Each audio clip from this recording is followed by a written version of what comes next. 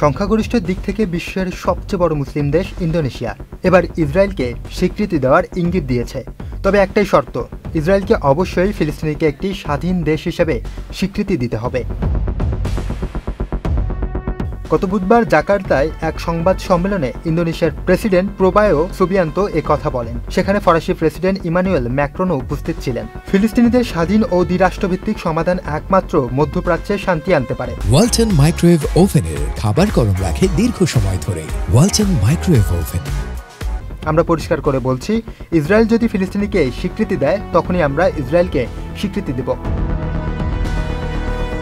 এদিকে সংবাদ সম্মেলনে ফরাসি প্রেসিডেন্ট ম্যাক্রনও একই সুরে বলেন, ফ্রান্স স্বাধীন ফিলিস্তিন রাষ্ট্র গঠনের পক্ষে। ইসরায়েলের নিরাপত্তাও যেমন দরকার, তেমনি ফিলিস্তিনিদের স্বাধীনতাও দরকার। ফ্রান্স সব ধরনের শান্তিপূর্ণ কূটনৈতিক প্রচেষ্টায় সমর্থন দেবে। তবে বিশেষজ্ঞরা মনে করছেন, ইন্দোনেশিয়ার এই ঘোষণা মুসলিম বিশ্ব ও মধ্যপ্রাচ্যের রাজনীতির বড় পরিবর্তন আনতে পারে। Muin Chowdhury, channel I.